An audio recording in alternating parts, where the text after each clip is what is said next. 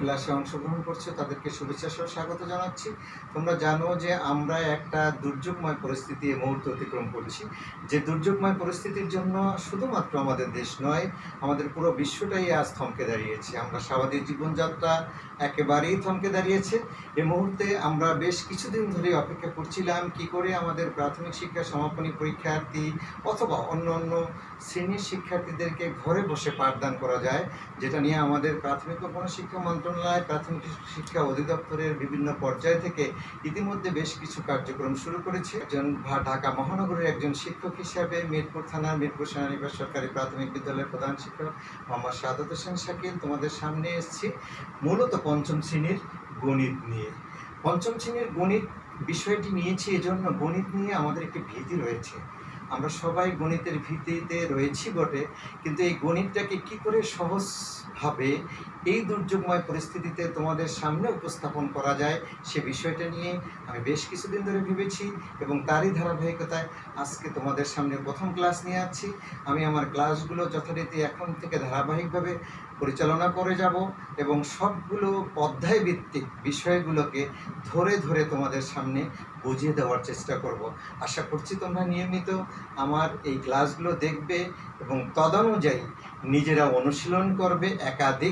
একাধিকবার অনুশীলন করার ফলে তোমরা বিষয়গুলো সম্পর্কে আত্মস্থ করতে পারবে এবং তোমরা যদি সেটা অনুসরণ করো তাহলে অবশ্যই প্রাথমিক শিক্ষা সমাপনী পরীক্ষায় আমরা সম্পূর্ণভাবে সফল হব। এটাই হলো আমাদের বিশ্বাসের জায়গা, কারণ ভয়কে জয় করাটাই হলো আমাদের এই মুহূর্তে একমাত্র উপায়, যে কি করে আমরা ভয়কে জয় করব। আর ভয়কে জয় করতে হলে আমাকে যে কাজটি করতে হবে, করোনাটাকে আতঙ্ক নয় বরং আমরা সুস্বাস্থ্য বিধি মেনে চলব এবং নিয়মিত বাইরে গেলে মাস্ক পরব, যদি কেউ আক্রান্ত হয়ে সেও মাস্ক পরব, নিয়মিত হাত ধুবো সাবান দিয়ে, কমপক্ষে 20 সেকেন্ড হাত ধুবো। ধোয়ার পরে আমরা সবসময় চেষ্টা করব ঘরে থেকে আমাদের লেখাপড়াগুলো চালিয়ে যাব।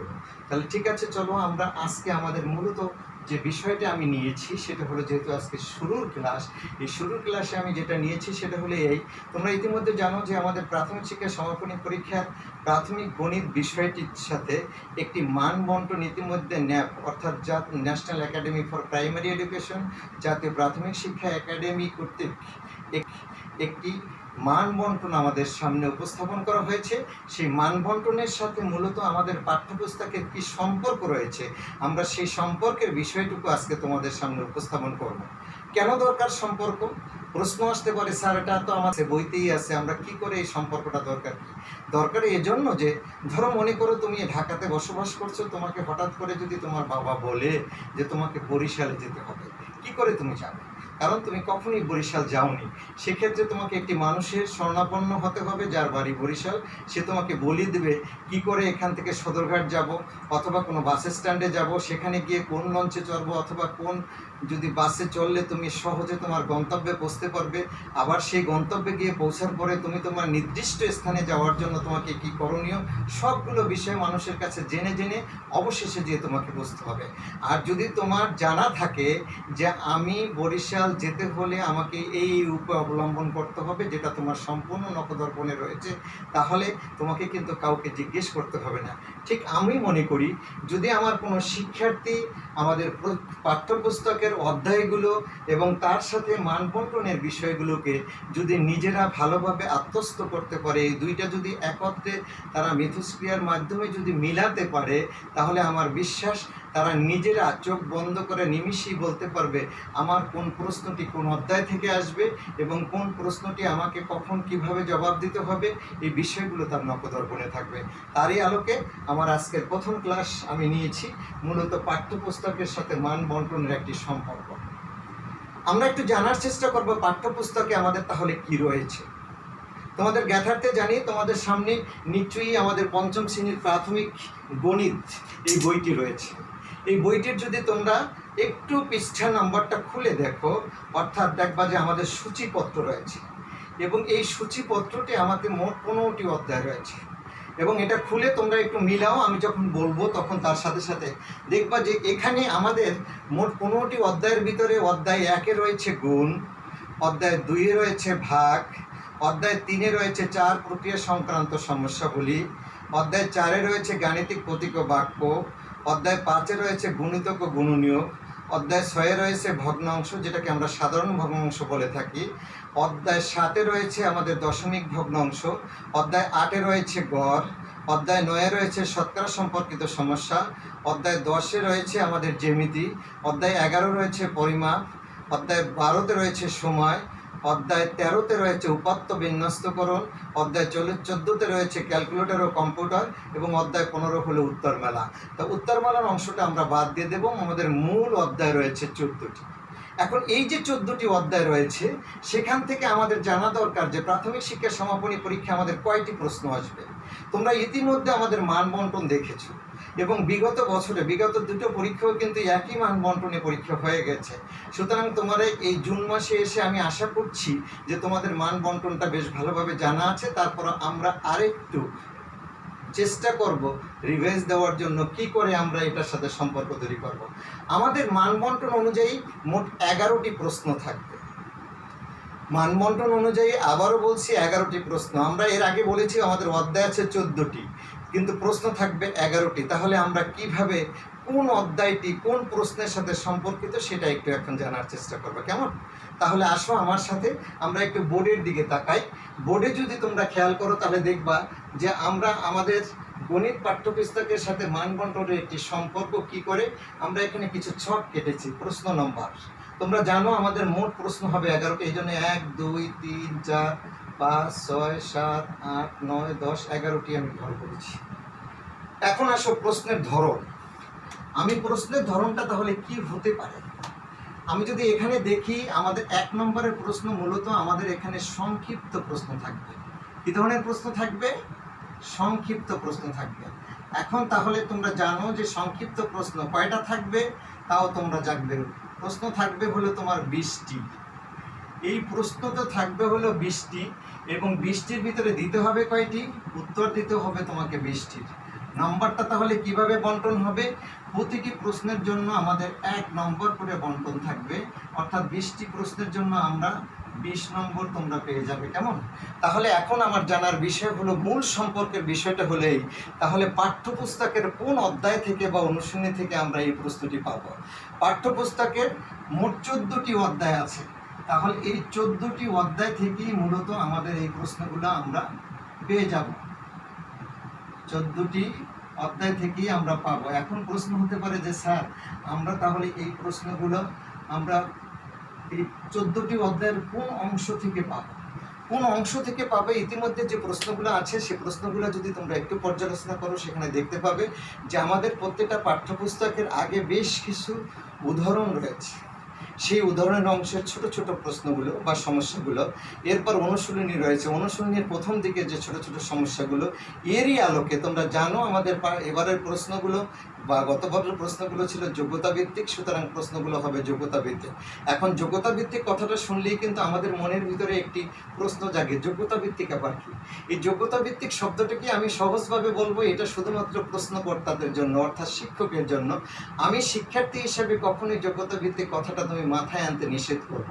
শিক্ষক হিসাবে নিষেধ করব যে তুমি কখনোই যোগ্যতা ভিত্তিক কথাটা মাথায় আনবে না।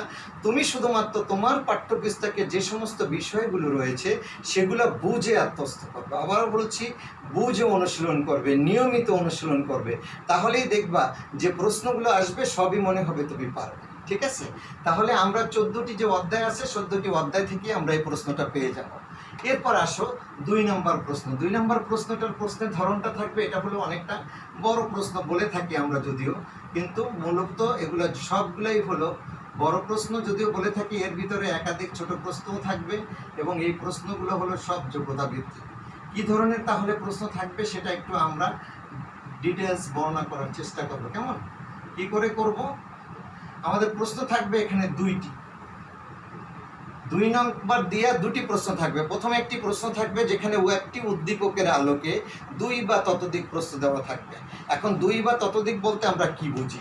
একটি প্রশ্ন দিবে, যেমন সাপোজে তোমাকে একটি উদ্দীপক দিল 100টি লিচুর দাম 800 টাকা, তাহলে ক নম্বর দিয়ে দিল একটি লিচুর দাম কত, খ নম্বর দিয়ে দিল 450 টাকায় কয়টি লিচু পাওয়া যাবে, আবার ঘ নম্বর দিয়ে দিল যে 50টি লিচুর দাম কত? অর্থাৎ একটি উদ্দীপকের আলোকে আমরা এখানে 3টি প্রশ্ন পেলাম। এভাবে 2টি প্রশ্ন থাকতে পারে, 3টি প্রশ্ন থাকতে পারে, 4টি প্রশ্ন থাকতে পারে। কিন্তু যে প্রশ্নই থাকুক না কেন, এই প্রশ্নগুলোর জবাব দিতে হবে। এখানে 2টি প্রশ্ন থাকবে অথবা দিয়ে আমরা যে কোনো একটি প্রশ্নের জবাব দিব এবং এই প্রশ্নগুলোর নম্বর থাকবে হলো আমাদের 8। কিন্তু আবারও বলছি, এই 8টা কিন্তু শুধুমাত্র একটি প্রশ্নের উত্তরের জন্য নয়, সেখানে 2টি প্রশ্ন থাকতে পারে, 3টি প্রশ্ন থাকতে পারে, 4টি প্রশ্ন থাকতে পারে।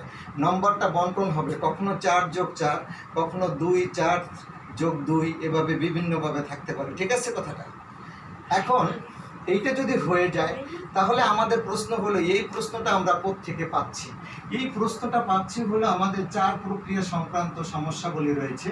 দেখবা তোমাদের পাঠ্য বইয়ের 4 প্রক্রিয়া সংক্রান্ত সমস্যা, 4 প্রক্রিয়া সংক্রান্ত সমস্যা।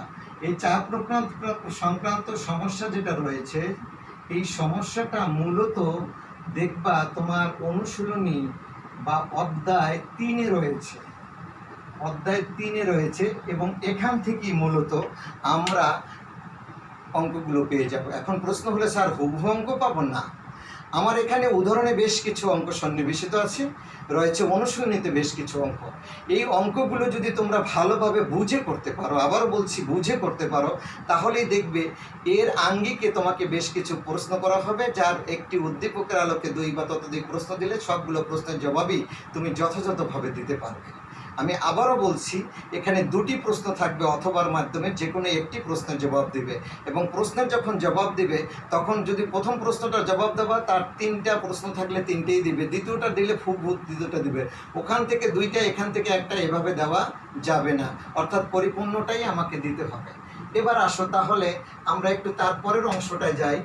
বড় প্রশ্ন 2 নম্বরে যেটা থাকবে সেটাও যোগ্যতা ভিত্তিক আমাদের প্রশ্ন।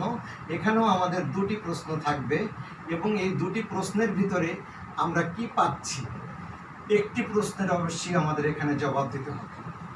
এবং এই প্রশ্নটা আমরা কত নম্বরের? এটাও 8 নম্বরের। এখানেও যোগ্যতা ভিত্তিক প্রশ্ন, একটি উদ্দীপকের আলোকে 2 বা ততোধিক প্রশ্ন আমাকে দেওয়া থাকবে। তাহলে এটা কোত্থেকে পাবো? এটা পাবো হলো মূলত আমাদের গুণিতক এবং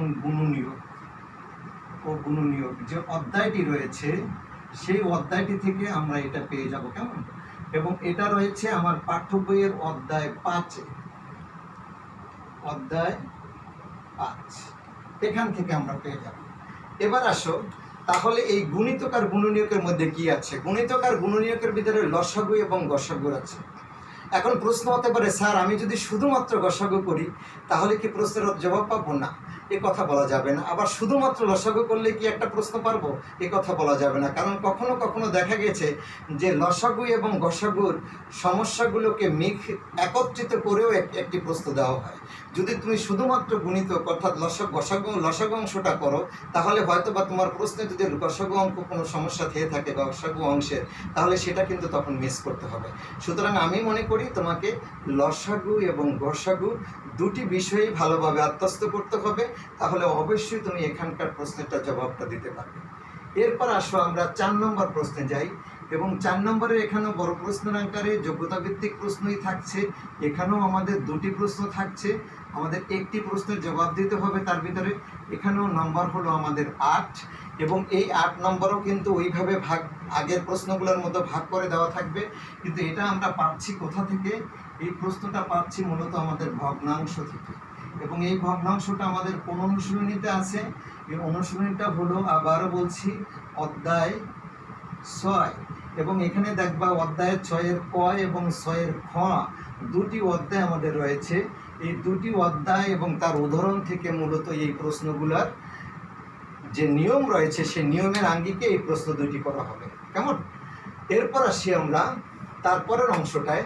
তারপরের আবার কোনো প্রশ্ন যদি থাকে এবং এখানে যোগ্যতা ভিত্তিক প্রশ্ন থাকছে আমার, এই যোগ্যতা ভিত্তিক প্রশ্ন তো আমাদের 2টি প্রশ্ন থাকবে এবং এই 5 নম্বর অনুশীলনীতে আমি আগেই বলছি যে প্রথম 1 নম্বর প্রশ্নের সংক্ষিপ্ত, 2 নম্বরে বড় প্রশ্ন, 3 নম্বরে বড় প্রশ্ন, 4 নম্বরেও আমাদের বড় প্রশ্ন, 5 নম্বরে 2টি প্রশ্ন থাকবে। এখানেও আমাদের একটি জবাব দিতে হবে এবং এখানেও নাম্বার থাকবে আমাদের 8।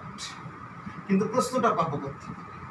এই প্রশ্নটা পাবো হলো মূলত আমাদের একটি অধ্যায় রয়েছে গড়, সেই গড় থেকে পাবো। কিন্তু এই গড় অধ্যায়টি রয়েছে কোথায়? এর অধ্যায়টি রয়েছে মূলত আমাদের অধ্যায় 8 যে গড় রয়েছে সেখানে আমাদের উদাহরণে এবং অনুশীলনীতে বেশ কিছু সমস্যা রয়েছে। এই সমস্যাগুলো যদি তোমরা নিজেরা ভালোভাবে বুঝে আত্মস্থ করতে পারো বা বুঝে করতে পারো, একাধিক নিয়ম ঠিক রেখে একাধিকভাবে যদি অনুশীলন করতে পারো, তাহলে এই গড়ের অধ্যায়টা তোমরা যথার্থভাবে জবাব দিতে পারবে বলে আমি বিশ্বাস করি। এরপরে আসি আমরা, এরপরের যে প্রশ্নটা আমাদের থাকতেছে বড় প্রশ্নটা, সেখানেও আমাদের দুটি প্রশ্ন থাকবে এবং একটি প্রশ্নের জবাব দিতে হবে। এখানেও নাম্বার থাকবে 8 এবং এই অধ্যায়টি এটা থাকতেছে আমাদের মূলত দশমিক ভগ্নাংশ থাকবে। আগে দশমিক ভগ্নাংশ এবং শতকরা এই দুটি চ্যাপ্টার একত্রে ছিল। গত বছর থেকে এটাকে পরিবর্তন করে দশমিক ভগ্নাংশটাকে আলাদা করা হয়েছে এবং শতকরাটাকে আলাদা করা হয়েছে। এবং এই দশমিক ভগ্নাংশের ভিতরে দুটি অধ্যায় রয়েছে, দুটি অনুশীলনীতে, দুটি অধ্যায় তো না, দুটি অনুশীলনীতে। কিভাবে? অধ্যায়টি দশমিক ভগ্নাংশ, 7 ক এবং 7 খ নামক দুটি অনুশীলনী রয়েছে। এই দুইটি অনুশীলনীতে গুণ ভাগের ব্যবহার রয়েছে দশমিক ভগ্নাংশের। এইগুলো যদি বুঝে করতে পারো তাহলে এখান থেকেও তুমি দুটি প্রশ্নের যে কোনো একটি প্রশ্নের জবাব দিয়ে পূর্ণ 8 নম্বর তুমি অর্জন করতে পারো। এর পরের প্রশ্নটা হলো মূলত আমাদের, এটাও একটি যোগ্যতা ভিত্তিক প্রশ্ন। এখানেও আমাকে দুটি প্রশ্ন দেওয়া থাকবে এবং একটি প্রশ্নের জবাব দিতে হবে এবং এখানেও নাম্বার থাকবে আমার 8, যেটা থাকবে আমার শতকরা অধ্যায় থেকে। এই শতকরার ভিতরে কিন্তু আমাদের সুদ কষা বা লাভ ক্ষতি রয়েছে, কিন্তু অধ্যায়টার শিরোনাম হলো শতকরা এবং যেটা আমাদের অনুশীলনী মূলত বা অধ্যায় 9 ভিতরে আছে। দেখবা যে ওখানে আমাদের শতকরা, সুদ কষা বা লাভ ক্ষতি সেটা আমরা ওখানে পেয়ে যাব। কেমন? এরপরে রয়েছে 8, যেটা আমাদের জন্য খুবই গুরুত্বপূর্ণ একটি অধ্যায়। আমরা অনেকেই প্রথমে এই প্রশ্নগুলোর জবাব দেওয়ার চেষ্টা করি। কোনটা সেটা? সেখানেও যোগ্যতা ভিত্তিক প্রশ্ন। কিভাবে? এখানে একটু পরিবর্তন রয়েছে। এখানে আমাদের 3টি থাকবে, 2টি দিতে হবে। এখন প্রশ্ন হলে স্যার 3টি কি থাকবে, 2টি কি থাকবে? আসলে এই অংশটার নাম হলো আমাদের মূলত জ্যামিতি। এখানে যে অংশটা থাকতেছে যোগ্যতা ভিত্তিক, এখানে আমি একটু তোমাদেরকে লিখে দেখাই। মূলত এটা হলো জ্যামিতি অংশ এবং এই জ্যামিতিটা রয়েছে আমার প্রশ্ন নাম্বার 8-এ। প্রশ্ন নাম্বার 8-এ রয়েছে জ্যামিতি। জ্যামিতির শিরোনামটা থাকে প্রশ্নের এরকম যে নির্দেশনা অনুসারে চিত্র অঙ্কন করো এবং অঙ্কিত চিত্রের 3টি করে বৈশিষ্ট্য লেখো। তোমাকে এখানে যেটা করা হবে, একটি নির্দেশনা দিয়ে দেওয়া হবে। যেমন মনে করো নির্দেশনাটি এরকম হতে পারে, যেমন যে একটি আয়ত আঁকো যার দৈর্ঘ্য 5 সেন্টিমিটার, প্রস্থ 3 সেন্টিমিটার। আয়তটি একে তার নামকরণ বা চিহ্নিত করে তার 3টি বৈশিষ্ট্য লেখো। এভাবে 3টি ধাপে 3টি প্রশ্ন থাকবে। এর ভিতর থেকে যে কোনো 2টির তোমাকে অঙ্কিত চিত্র যেটা আঁকতে বলা হবে, যে মাপ অনুযায়ী সেটা করতে হবে। করার পরে তোমাকে অবশ্যই যেটা করতে হবে, নামকরণ করতে হবে। কিভাবে আমরা নামকরণ করব? নামকরণ করতে হবে অবশ্যই যেমন ক, খ, গ, ঘ ব্যঞ্জন বর্ণগুলো দিয়ে, অথবা করতে পারি আমরা ক্যাপিটাল লেটারের ABCD দিয়ে। করার পরে আমাদের প্রত্যেকটা চিত্রের আবার 3টি করে কমপক্ষে বৈশিষ্ট্য লিখতে হবে। এখানের জন্য নাম্বারটা একটু এরকম, যেমন 3 যোগ 3, আমাদের প্রশ্ন যেহেতু 2টা, তাহলে 3 আর 3 6 যোগ গুণ 2 সমান হলো 12। কিভাবে? এই 3 নাম্বার হলো একটি প্রশ্নের জন্য, যেখানে তোমার আঁকার জন্য নাম্বার থাকবে, আবার তোমার প্রশ্ন থাকবে হলো ইসের জন্য আঁকা এবং নামকরণের জন্য 3 নাম্বার, বৈশিষ্ট্যের জন্য 3 নাম্বার, 6 নাম্বার। এভাবে 2টি প্রশ্নের জন্য মোট 12 নাম্বার। এটা কি চ্যাপ্টার? এই চ্যাপ্টারটা হলো মূলত আমাদের জ্যামিতি এবং এই জ্যামিতি অধ্যায়টা রয়েছে আমাদের অনুশীলনীতে অধ্যায়ে 7-10। কেমন? অধ্যায় 10 থেকে আমরা এটা পেয়ে যাব। এরপর রয়েছে আমাদের বড় প্রশ্ন, যেটা যোগ্যতা ভিত্তিক প্রশ্ন থাকবে মূলত, এবং সেটাকে যদি আমরা একটু দেখিয়ে দেই যোগ্যতা ভিত্তিক।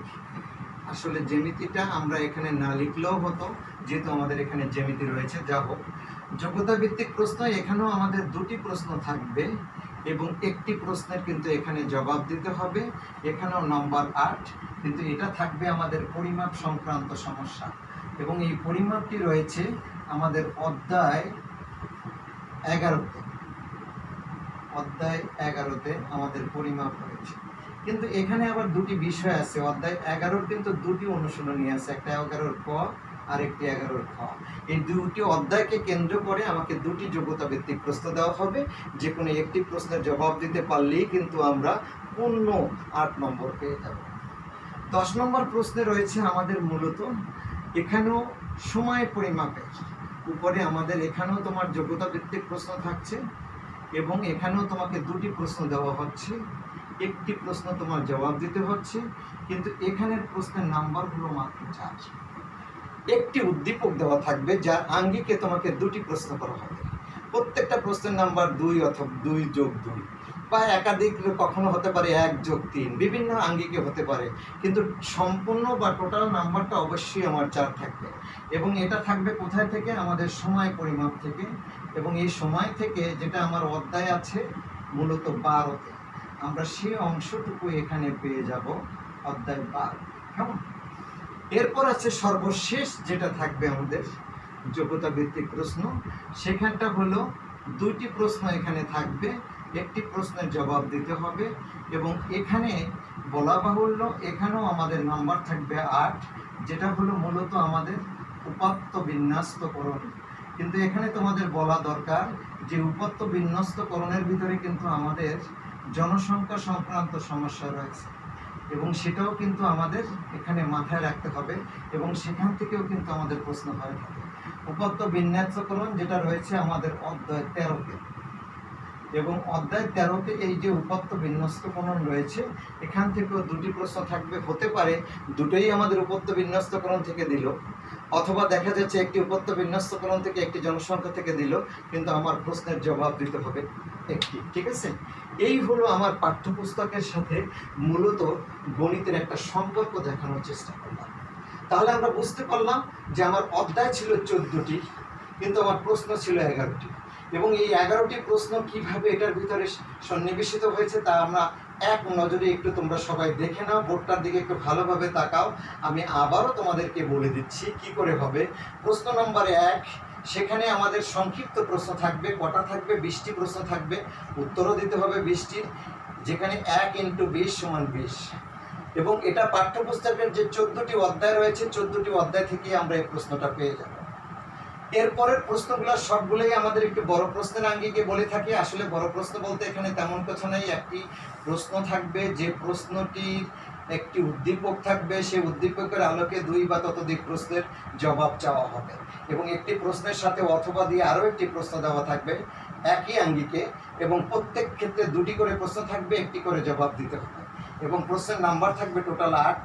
2টি প্রশ্ন থাকলে 4+4 থাকতে পারে, অথবা 3+5 থাকতে পারে।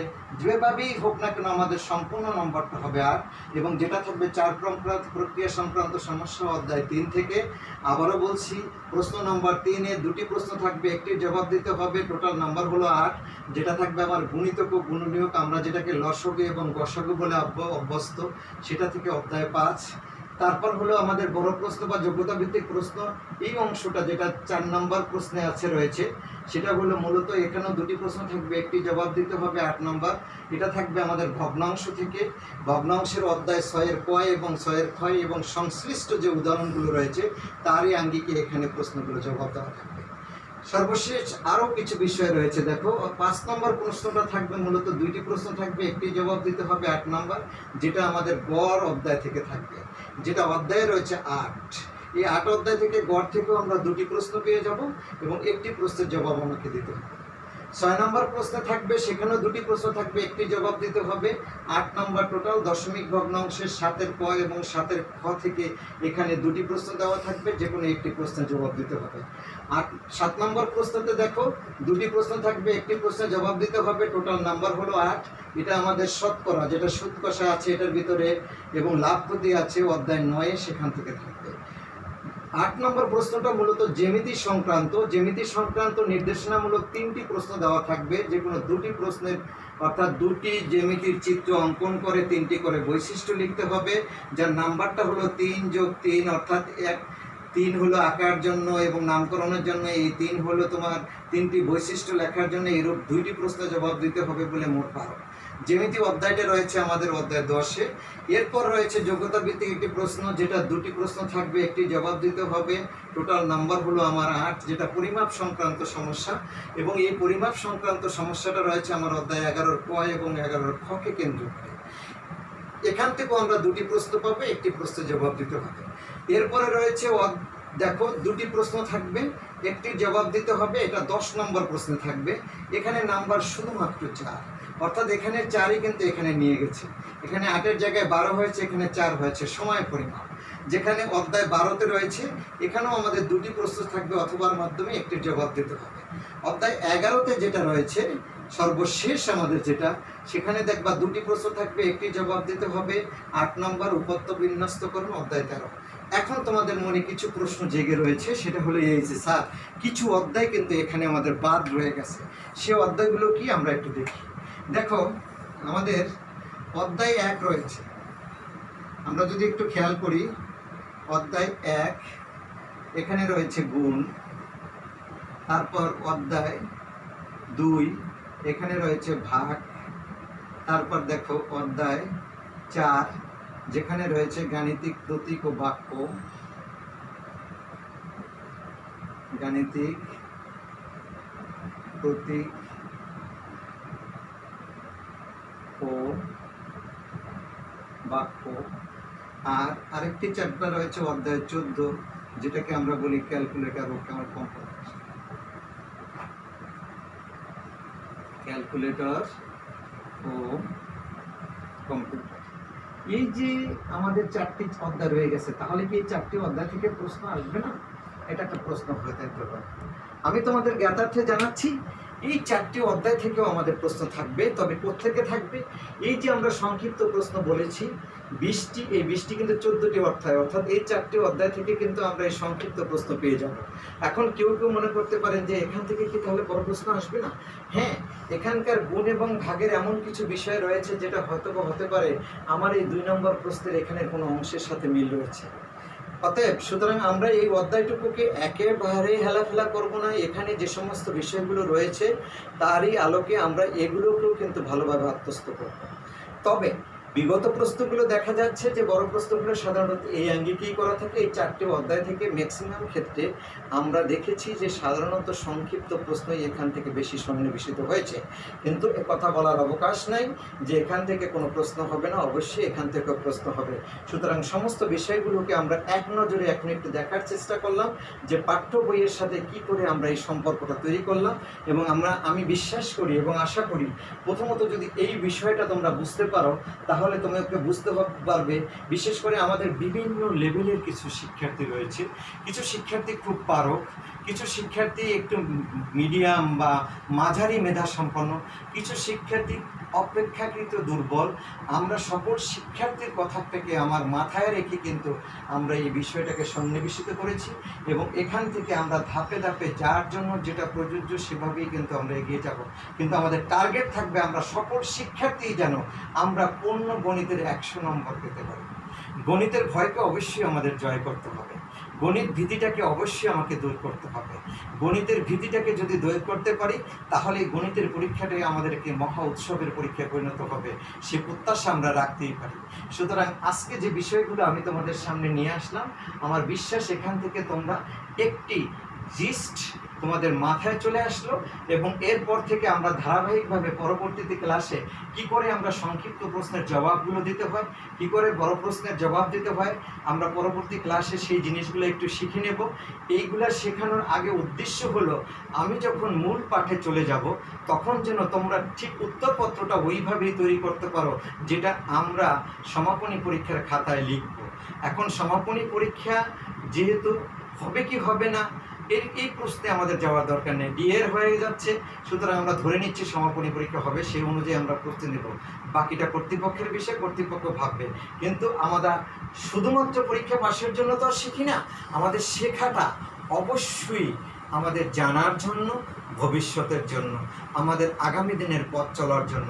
সেই জায়গাটা নিশ্চিত করার জন্যই কিন্তু আজকে থেকে এই ঘরে বসে শিখি, আমরা ঘরে বসে শিখব, একই সাথে আমার যারা শিক্ষার্থী রয়েছে তোমরা বিষয়গুলোকে না বুঝলে আমার সাথে যোগাযোগ করবে, একাধিকবার তোমরা এটাকে আত্মস্থ করার চেষ্টা করবে।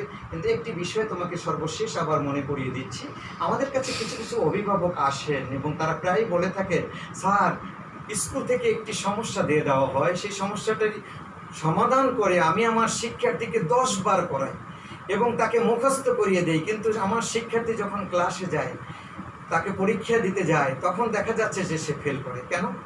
আসলে আমাদের যোগ্যতা ভিত্তিকের এই অংশে এসে আমরা যে জিনিসটা সবসময় বোঝানোর চেষ্টা করি সেটা হলে আপনি একটি সমস্যাকে 10 বার করাইয়ে মুখস্থ করাবেন না। গণিত মুখস্থ করার কোনো বিষয় নয়, গণিত আত্মস্থ করতে হবে, গণিত বুঝে করতে হবে, গণিত অনুশীলন করতে হবে। আপনি একটি নিয়মকে যথাযথভাবে তাকে বুঝিয়েছেন, সম নিয়মে আপনি অন্তত 3টি 5টি অঙ্ক তাকে করতে দিন এবং অঙ্ক করার সময় আপনাকে মাথায় রাখতে হবে আপনার অঙ্কগুলো বা সমস্যাগুলো যেন হয় ছোট থেকে বড়, সহজ থেকে আস্তে আস্তে জটিলে। অর্থাৎ প্রথমে আপনি 1 অঙ্ক বিশিষ্ট সংখ্যা দিয়ে শুরু করেন, তারপরে 2 অঙ্ক বিশিষ্ট সংখ্যায় যান, তারপর 3 অঙ্ক বিশিষ্ট সংখ্যায় যান, আস্তে আস্তে সহজ থেকে জটিলে যান। শিক্ষার্থীকে ভীতিকর কোনো অবস্থার ভিতরে ফেলবেন না, তাহলেই আমার বিশ্বাস যদি শিক্ষার্থীকে একই নিয়মের একাধিক অঙ্কের আপনি যদি আত্মস্থ করাতে পারেন, তাহলে আমার বিশ্বাস প্রাথমিক শিক্ষা সমাপনী পরীক্ষার এই যে গণিত ভীতি আমার শিক্ষার্থীরা জয় করতে পারবে এবং তাহলেই আমরা সফল হব। তাহলে বন্ধুরা, তোমরা আজকে সারা দিন বা অর্থাৎ সারাদিন বলতে আমাদের এই পুরো ক্লাসটি কিন্তু আমরা তোমাদের জন্য দেখিয়েছি মূলত কি করে পাঠ্যপুস্তকের সাথে মানবন্টন একটি সম্পর্ক, সেটা দেখলাম, বুঝলাম। অবশ্যই সেটাকে আত্মস্থ করবো। একই সাথে আমরা পরবর্তী ক্লাসগুলো নিয়ে আসবো। পরবর্তী ক্লাসে আমাদের ধারণা থাকবে কি করে একটি উত্তরপত্র প্রস্তুত করতে হয়, কি করে সংক্ষিপ্ত প্রশ্ন উত্তর দিতে হবে, কি করে বড় প্রশ্নের উত্তর দিতে হবে, সেটা আমরা শিখব। তারপর বিষয়ভিত্তিক আমরা অধ্যায় ধরে ধরে আমরা সমস্ত সমস্যাগুলো সমাধান করে যাব। তাহলে আজকে এ পর্যন্তই। তোমরা ভালো থেকো, সুস্থ থেকো। তোমাদেরকে আবারও একটি কথা বলে যাচ্ছি, করোনা নিয়ে আতঙ্ক নয়, সচেতনতাই আমাদেরকে করোনা থেকে বাঁচাতে পারে এবং আমরা নিশ্চিত আমরা এই যুদ্ধে অবশ্যই জয়ী হব। এবং তোমরা যারা আগামী প্রজন্মে রয়েছো, 21শ শতাব্দীর চ্যালেঞ্জ মোকাবেলায় অবশ্যই তোমরা করোনাকে জয় করবে, এ প্রত্যাশা রেখে তোমাদের কাছ থেকে আজকের মতো বিদায় নিচ্ছি। সবাইকে নিরন্তর শুভেচ্ছা।